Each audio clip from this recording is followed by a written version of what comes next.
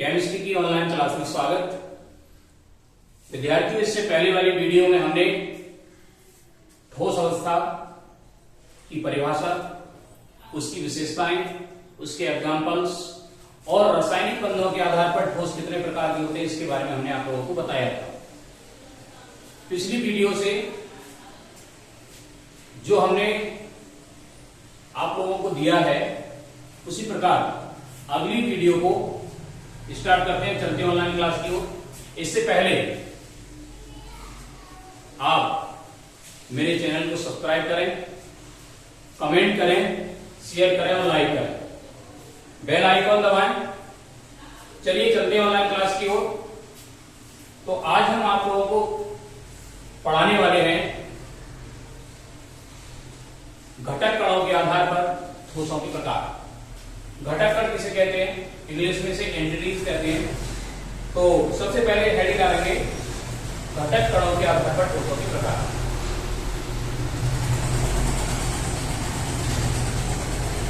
घटक कणों के आधार पर ठोसों के प्रकार। ठोसों के प्रकार, ध्यान दीजिए, जिस प्रकार हमने कल की वीडियो में यह बताया था कि रासायनिक बंधनों के आधार पर ठोस 4 प्रकार के होते हैं, उसी प्रकार घटक कणों के आधार पर ठोस 2 प्रकार के होते हैं। नंबर एक क्रिस्टलीय ठोस। हेडिंग लिख लेते हैं। नंबर 1 क्रिस्टलीय ठोस।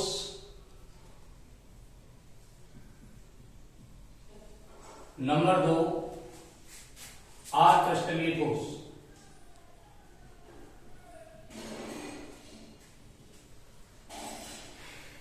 अक्रिस्टलीय ठोस। ध्यानपूर्वक बोर्ड की तरफ आप देखें और बोर्ड को देख करके दोनों बातें आपको ध्यान देनी चाहिए। क्या? सबसे पहले रासायनिक बंधनों के आधार पर ठोस 4 प्रकार के होते हैं, लेकिन घटक कणों के आधार पर ठोस 2 प्रकार के होते हैं।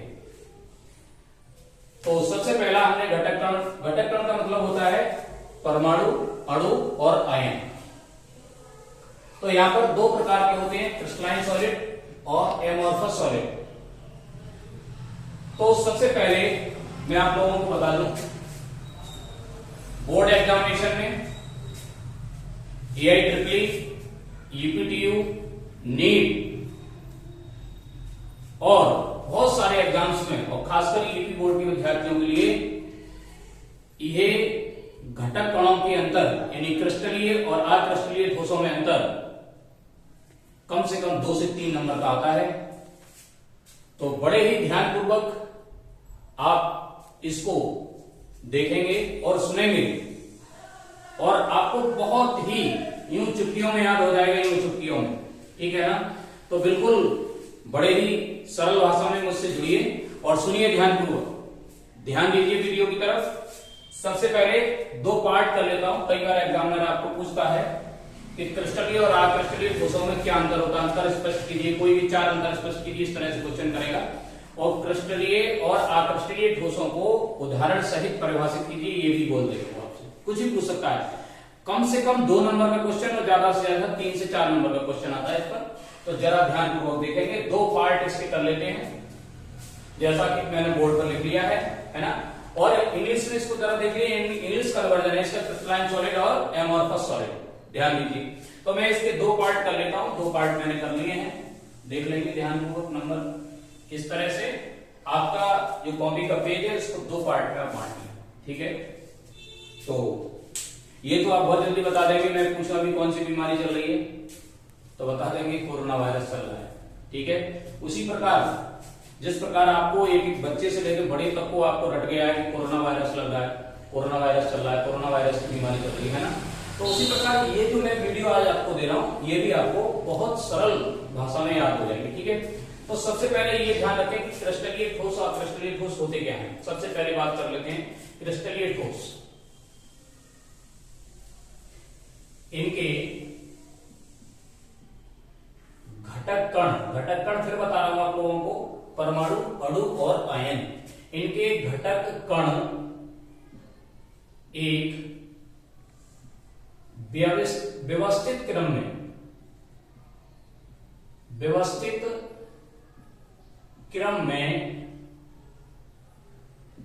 जुड़े होते हैं। ठीक है, व्यवस्थित क्रम क्या होता है? व्यवस्थित क्रम जरा देखिए, मैं यहां पर आप लोगों को बना के दिखा रहा हूं। व्यवस्थित क्रम है, जैसे फॉर एग्जांपल के लिए ये आपका यहां से, ये मान लीजिए कोई सॉलिड है, ये आपका कोई सॉलिड है, और इस सॉलिड में अब आपका कोई क्रम इस तरह से लगा है। जैसे मान लो ये NaCl का क्रिस्टल है या फिर किसी का भी क्रिस्टल है आयनिक सॉलिड का, तो यहां पर ये आपका ये, फिर यहां पर ये इस तरह से, फिर आपका इस तरह से, ठीक है, फिर इस तरह से,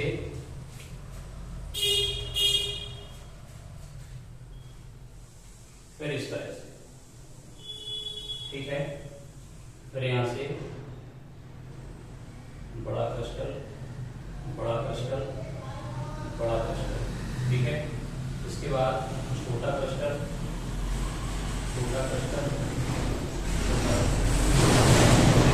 उसके बाद यहां पर देखेंगे बड़ा क्रिस्टल, बड़ा क्रिस्टल और बड़ा क्रिस्टल, तो यहाँ पे छोटा क्रिस्टल, छोटा क्रिस्टल, ठीक है। अब यहां पर मैंने एक सिंबल के रूप में मैंने लिखा यहां पर A और यहां पर B। इसमें A लिख दिया रेड वाले में A, चलिए इसमें लिखेंगे A, इसमें A, इसमें जितने भी आपके ग्रीन है सब में A लिखा हमने, A A A, और जहां पर हमारा जो रेड वाला उसमें इसे लिखा B B B, केवल इस तरह से है, और इसको B यहां पर,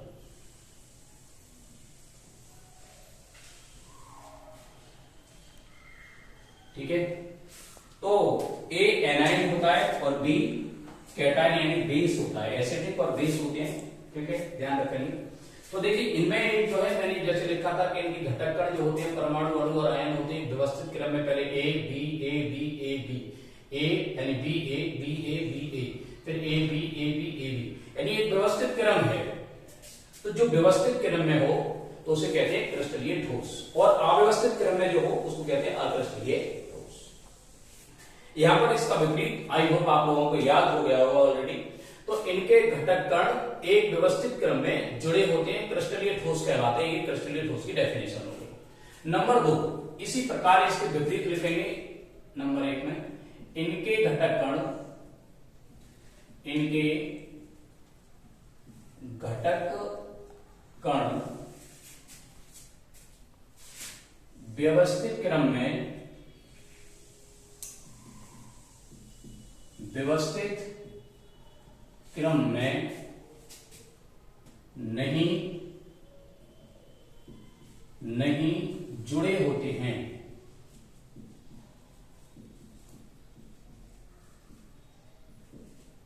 व्यवस्थित क्रम में इनके घटक कण व्यवस्थित क्रम में जुड़े नहीं होते हैं। फॉर एग्जाम्पल अब इसका हमने यहां डायग्राम बनाया, इस तरह से ये डायग्राम बनाया, और इस डायग्राम में हमने कोई से भी कर लिए इस तरह से, ये इस तरह से कर लिया, और यहां पर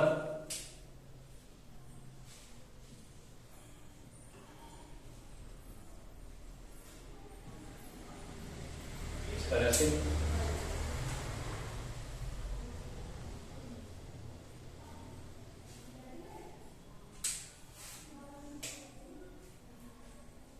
ये इस तरह से है ना। और इनके बीच में जो स्थान होता है इसको अंतराकाशीय स्थान कहते हैं, ध्यान रखना, ठीक है। अब यहां पर हमारा ये ए है और ये बी, ए बी यहां पर हो गया, फिर यहां से हो गया बी ए, फिर A B, A B, B A, या A B, A B, A B, यानी कोई व्यवस्थित क्रम नहीं है। तो ये अव्यवस्थित क्रम है, ये व्यवस्थित क्रम। तो पहला आप लोग याद कर लीजिए, जो ऐसे परमाणु अणु हैं या ऐसे घटक कण जो एक व्यवस्थित क्रम में जुड़े होते हैं उनको कहते हैं क्या, क्रिस्टलीय और अक्रिस्टलीय ठोस, ठीक है। व्यवस्थित क्रम में जुड़े हो तो क्रिस्टलीय ठोस और अव्यवस्थित क्रम में जुड़े हो तो अक्रिस्टलीय ठोस, ठीक है। नंबर 2 पॉइंट पर चलते हैं। नंबर 2, इनमें दीर्घ परास कोटि पाई जाती है, दीर्घ परास कोटि उपस्थित होती है या पाई जाती है, अपने शब्दों में आप लिख सकते हैं, लकीर की फकीर नहीं करना है आपको। इनमें दीर्घ परास कोटि होती है, अर्थात हम कह सकते हैं कि इनमें क्या होती है, एक लॉन्ग रेंज होती है। लॉन्ग रेंज क्या होती है, जैसे हमने ये कोई ठोस है, इस तरह से हमने बनाया इसको यहां पर, और इसके ऊपर इसको फिर हमने एक और बनाया, इसके ऊपर एक और बनाया हमने, इस तरह से, यानी एक लॉन्ग रेंज बनती जाती है। आजकल जो फ्लैट बनाया जा रहा है इसी मेथड पे बनाई जाती है। यहां पर ये, इसका ये, यहां पर ये, इसका ऐसे, इस तरह से ये आपस में ये जुड़ते चले जाते हैं। इनकी ये क्या होती है, ये क्या है, घटक कणों की लॉन्ग रेंज है, लॉन्ग रेंज ऑर्डर है, लॉन्ग रेंज ऑर्डर में होगी। ये इसमें लिखेंगे, इनमें लघु परास कोटि होती है। लघु का मतलब शॉर्ट, लघु परास कोटि पाई जाती है।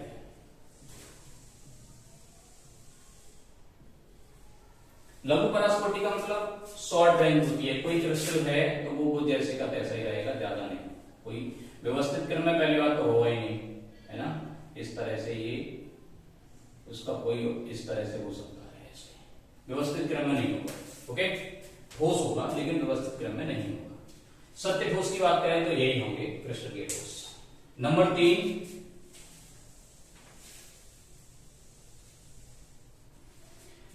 इनकी बात करें, इन्हें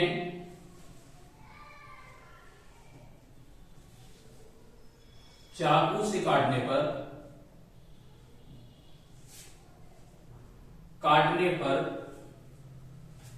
एक खुरदरी सतह प्राप्त होती है। खुरदरी सतह प्राप्त होती है, ये ध्यान रखना है। खुरदरी सतह का मतलब कोई भी चीज ये रखी है हमारी, ठीक है, और इसको हमें काटना है। तो यहां से हमने जैसे इसको काटा तो यहां पर इस तरह की आपकी खुरदरी सतह मिलेगी। आपको इधर वाले पार्ट की ये खुरदरी सतह मिलेगी और इधर वाले पार्ट की ये खुरदरी सतह आपको मिलेगी, ये खुरदरी सतह मिलेगी, यानी चिकनी सतह नहीं मिलेगी, ठीक है। यहां पर इसका लिख सकते हैं इसका विपरीत, इन्हें चाकू से काटने पर, नंबर 3, इन्हें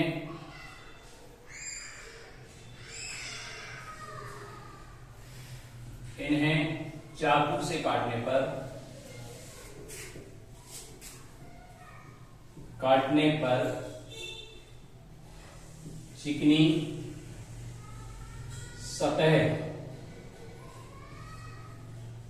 चिकनी सतह प्राप्त होती, ठीक। नंबर 4,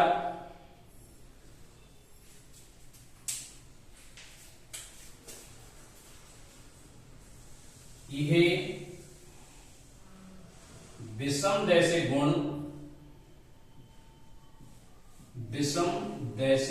गुण शो करते हैं यानी प्रदर्शित करते हैं। अब देख लीजिए कोई भी क्रिस्टल है, जैसे ये क्रिस्टल बनाया मैंने, अब इस क्रिस्टल में आपका ये इस तरह से आपका ये क्रिस्टल है, मान लो ये क्रिस्टल है। अब विभिन्न भौतिक दिशाओं से अलग अलग डायरेक्शन प्राप्त होती है इसमें, ये ध्यान रखना, ठीक है। तो यहां से विषम जैसे गुण होता क्या है, यहां से हमने देखा तो भाई यहां पर पॉजिटिव, ये नेगेटिव, ये पॉजिटिव और एक आपका आगे बना लेते हैं नेगेटिव यहां से ये, ठीक है। ऐसे यहां पर एक और बना लेते हैं, ऐसे यहां पर एक और बना लेते हैं, इस तरह से ये, ठीक, पॉजिटिव और नेगेटिव, नेगेटिव पॉजिटिव, नेगेटिव और पॉजिटिव, या पॉजिटिव नेगेटिव पॉजिटिव और नेगेटिव, ठीक है। तो इस डायरेक्शन से तरफ देखेंगे, इस डायरेक्शन से हम देखेंगे तो देखिए ये आपका प्राप्त होगा, इस तरह से इस डायरेक्शन से देखेंगे, विभिन्न दिशाओं से विभिन्न डायरेक्शन मिलती है हमको। और इस डायरेक्शन से देखेंगे तो देखिए ये डायरेक्शन मिल रही है हमारी। तो ये यदि एक किसी भी दिशा से देखने पर एक ही डायरेक्शन मिले तो समदैशिक होते हैं, और विभिन्न दिशाओं से देखने पर विभिन्न डायरेक्शन मिले तो ये विषमदैशिक गुण होते हैं, ठीक है, ध्यान रखना है आपको। आगे चलते हैं, ये समदैशिक गुण प्रदर्शित करते हैं यानी शो करते हैं, ठीक है। अगला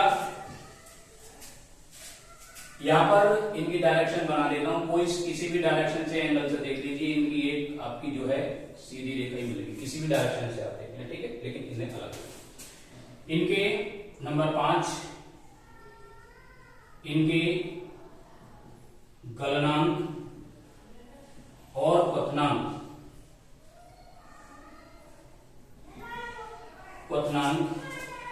फिक्स होते हैं, फिक्स और उच्च होते हैं।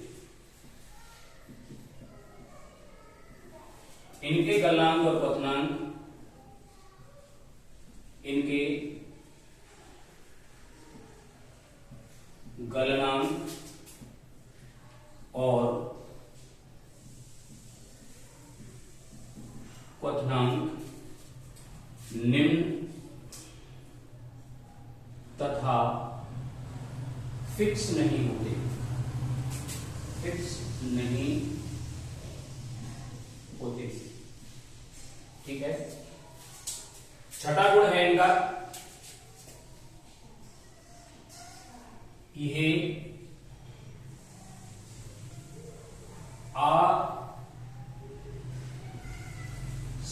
असंपीड्यता, यह असंपीड्यता का गुण प्रदर्शित करते हैं, शो करते हैं। यानी असंपीड्यता का मतलब है कि दबाने पर दबते नहीं है, ये ध्यान रखना है, ठीक है। देखिए मुझे पसीना आ रहा है, पसीना इस वजह से आ रहा है भैया कि जो माइक लगा रखा है वो माइक में आवाज बहुत ज्यादा आती है पंखे की, इसलिए मैंने बंद कर रखा है। कोई बात नहीं, पसीना आने दो, है ना, मेहनत करने वाले को थोड़ा बहुत पसीना आता है चलिए अच्छी बात है। तो आगे इसका एक गुण कर गया है, वो और कर लेता हूं, फिर जरा ठीक से पहुंच लूंगा। ये असंपीड्यता का गुण प्रदर्शित करते हैं। जैसे अब बात करूं, ये मार्कर है मेरा, ये मार्कर है, मार्कर को मैं दबाऊं, दबेगा नहीं, ठीक है, प्लास्टिक है, थोड़ा बहुत दब जाएगा सर। ये बोतल है, इस बोतल को देखो मैं दबा रहा हूं, ये दब रही है, देखो ये है ना, तो इसका मतलब इसमें संपीडीय गुण है। और किसी ईंट को ले लूं मैं, ये डंडा है, डंडा, ये इसको दबाऊंगा नहीं दबेगा, ठीक है। तो क्रिस्टलीय ठोसों में यही होता ज्यादातर, तो जरा देख लेंगे इनमें संपीड़, अगर लिख देंगे ये संपीड्यता,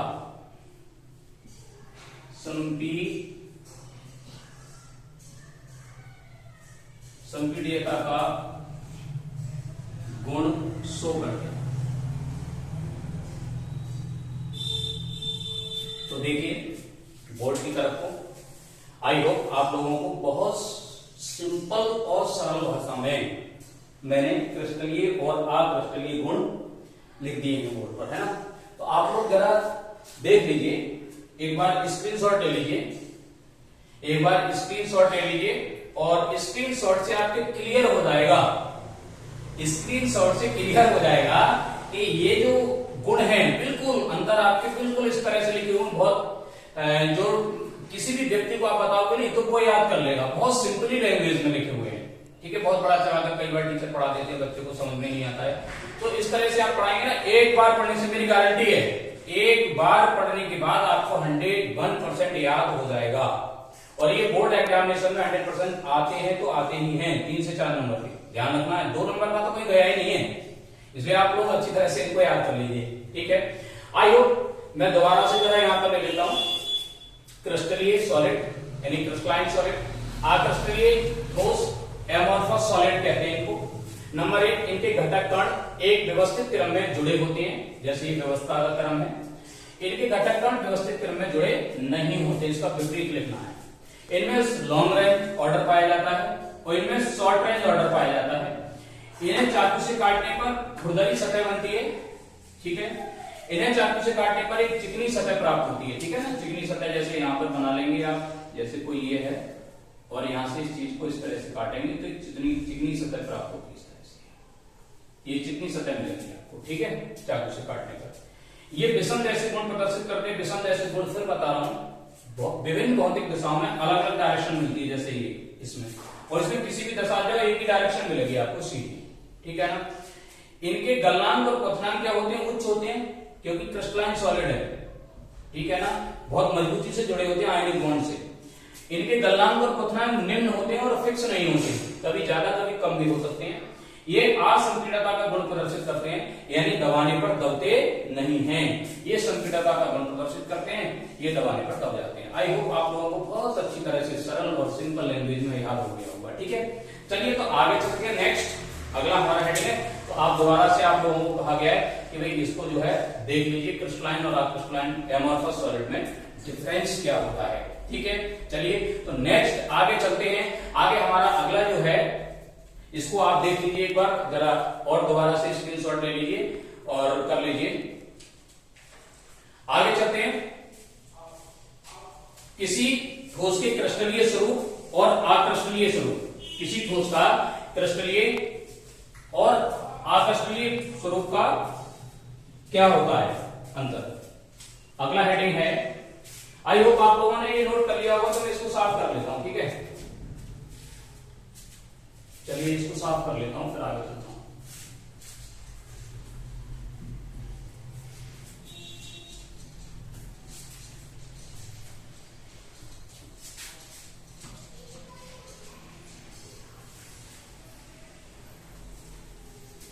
चलिए आगे चलते हैं, किसी क्रिस्टलीय ठोस का हेडिंग लगाइए, किसी क्रिस्टलीय तथा अक्रिस्टलीय, किसी क्रिस्टलीय तथा अक्रिस्टलीय ठोस का अंतः स्वरूप या अंतः परिवर्तन, ठीक है। ये इसमें से आईआईटी नीट और जाम, एआईटीटी और यूपीटीयू में क्वेश्चन आता है, जरा ध्यानपूर्वक देखेंगे आप लोग, है ना। तो इसमें नंबर 1 पहली बात ये ध्यानपूर्वक सुन ले, ये क्रिस्टलीय ठोस के लिए, किसी क्रिस्टलीय ठोस को, किसी क्रिस्टलीय ठोस को बहुत अधिक गर्म करने पर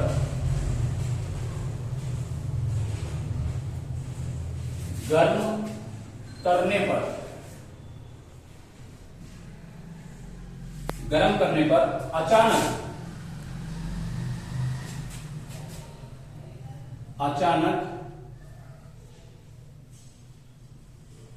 ठंडा कर दिया जाए, यानी किसी द्रव किसी भी सॉलिड को हम ठोस करेंगे तो वो लिक्विड अवस्था में आएगा या फिर वाष्प अवस्था में आएगा। तो अचानक ठंडा करने पर उसमें अक्रिस्टलीय गुण आ जाते हैं, ये ध्यान रखना है। अक्रिस्टलीय गुण आ जाते हैं। जैसे आपका सिलिका होता है SiO2, सिलिका को गर्म कर दिया जाए, सिलिका को गर्म कर दिया जाए, इसको कहते हैं क्वार्ट्ज। क्वार्ट्ज को गर्म कर दिया जाए तो SiO2 से SiO3 में चेंज हो जाता है, ये ध्यान रखना। सिलिकॉन डाइऑक्साइड से सिलिकॉन ट्राइऑक्साइड में चेंज हो जाता है। तो यहां से इसकी बात करें तो ये क्रिस्टलीय होगा, क्रिस्टलीय, और इसकी बात करें तो ये होगा अक्रिस्टलीय। इसको क्या कर दिया हमने, ठंडा कर दिया भैया, एकदम इसकी वाष्प बनाई और वाष्प बनाकर हमने ठंडा कर दिया। तो इसका मतलब इसमें क्या हो गया, आपका अक्रिस्टलीय गुण आ गया। इसी प्रकार अब बहुत सारे जैसे आप बात कर लेते हैं, जैसे कांच होता है, कांच की बात कर लेते हैं। तो कांच जो होता है आपका, ठीक है, कांच एक अनिलन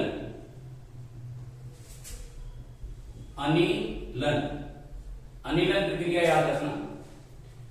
दिन की तपन और रात की ठंडक के कारण कांच जो होता है वो क्रिस्टलीय गुण होते हैं कांच में। तो अनिलन प्रक्रिया द्वारा क्या होता है, दिन की तपन और रात की ठंडक, यानी दिन की, ध्यान देता हूं, दिन की तपन और रात की ठंडक के कारण, रात की ठंडक के कारण, दिन की तपन और रात की ठंडक के कारण। अब होता क्या है, ये इसके विपरीत हो जाता है, इसमें अक्रिस्टलीय गुण होते हैं। सबसे पहले कांच की हम बात करें तो कांच होता है अक्रिस्टलीय, और अक्रिस्टलीय अनिलन प्रक्रिया है, दिन की तपन और रात की ठंडक के कारण ये अक्रिस्टलीय रूप किसमें चेंज हो जाता है, क्रिस्टलीय ठोस में चेंज हो जाता है। यानी अक्रिस्टलीय ठोस क्रिस्टलीय ठोस में चेंज हो जाता है। अब होता क्या है, ये कैसे चेंज होता है, जैसे आपका ये है, ये विंडो है और विंडो का ये शीशा है। जैसे बात करें हम जितने भी आपके गर्म देश हैं उनकी बात करें तो यहां पर ये कांच लगा हुआ है, मान लो ये कांच है। अब कांच होता क्या है, कांच में बहने का गुण पाया जाता है, दिन की तपन के कारण बहने का गुण होता है। तो कांच यहां से बहता है, इसमें ये जो अक्रिस्टलीय अवस्था में होता है तो यहां से बहता है और बहने के बाद में इस तरह से नीचे आने लगता है। तो यहां से क्या होता है, पहले तो पारदर्शी होता है और पारदर्शी होने के बाद जब वो दिन की तपन होती है और रात की ठंडक होती है, उसके कारण इसमें अनिलन प्रक्रिया अर्थात दिन की तपन रात की ठंडक के कारण इसमें क्रिस्टलीय गुण आ जाते हैं। तो यहां से आप देखेंगे ये जो होता है क्या होता है, अल्प पारदर्शी हो जाता है, अल्प पारदर्शी हो जाता है, अल्प पारदर्शी। तो कई बार क्वेश्चन आता है और आता है कि पुरानी इमारतों के शीशे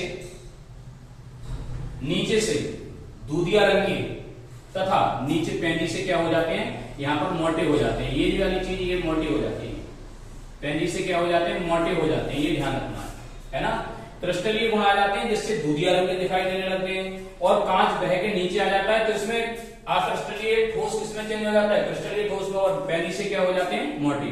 तो आप लिख सकते हैं कि किसके कारण क्वेश्चन आए बोर्ड एग्जाम में, किसी भी एग्जाम में क्वेश्चन आए कि भाई पुरानी बिल्डिंगों के जो शीशे हैं वो दूधिया रंग के तथा नीचे से पेंदे से मोटे दिखाई देने लगते हैं। इसका क्या कारण है, उसका कारण है कि क्रिस्टलीय